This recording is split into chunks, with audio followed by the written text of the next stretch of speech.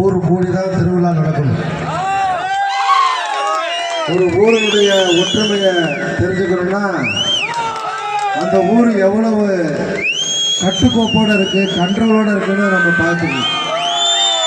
ஒரு நிகழ்ச்சி நடத்துறோம்னு சொன்னா அந்த ஊர் பெரியவங்க சொல்றதை நாம எல்லாம் கேட்கணும். முதல்ல ஊர்ல இருக்க இளைஞர்கள் ஒத்துழைப்பு கொடுக்கணும். அப்போதான் நம்ம நிகழ்ச்சியை மற்ற கிராமங்கள்ல இருக்க வந்து பார்க்குறவங்க நம்ம கிராமத்தின் மேல ஒரு மதிப்பும் மரியாதையும் வரும். அதேதான் தமிழகம் முழுக்க பெரும்பான்மையான ஒரு சமூகம் இந்த முத்தரையர் சமூகம். மிகப்பெரிய வரலாற்று சொந்தமான சமூகம்.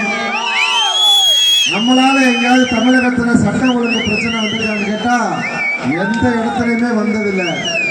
இந்த தமிழகத்தினுடைய சட்டம் ஒழுங்கை பாதுகாப்பவர்கள் காவல்காரராக இருக்கக்கூடிய இந்த முத்தரையர் சமூகத்தை சார்ந்தவர்கள் தான். அதனால சகோதரர்களும் நிகழ்ச்சி முடிகிற வரையில கிராமத்தினுடைய பெரியவர்கள் சொல்றதை கேட்டுட்டு அமைதியா உட்காந்து நிகழ்ச்சியை ரசிக்கணும். மற்ற ஊர்க்காரங்களுக்கு நாம பாதுகாப்பா இருக்கணும்.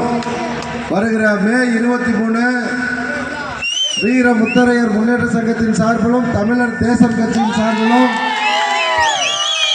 மஞ்சள் படை பேரணி திருச்சி மாநகரத்தில் நடக்கிறதுக்கு ஒரு 10,000 பேர், குறைந்தபட்சம் 10,000 பேர் கலந்துடும் அந்த நிகழ்வுல.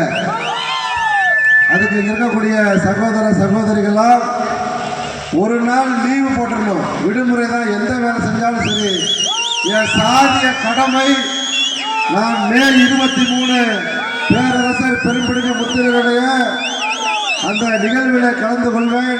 மஞ்சள் படை பேரணியில நான் கலந்து கொள்வேன் என்று சொல்லி எல்லாரும் வரணும்னு கேட்டுக்கிட்டு இந்த நிகழ்வை ஏற்பாடு செய்த இந்த நிகழ்விற்கு எம்மை அழைத்த ஊர் பெரியவர்களுக்கும் அருமை சகோதரர் குருமணியன் அவர்களுக்கும் இந்த நேரத்தில் நன்றியை தெரிவித்துக் கொண்டு விடைபெறுகிறேன். நன்றி, வணக்கம்.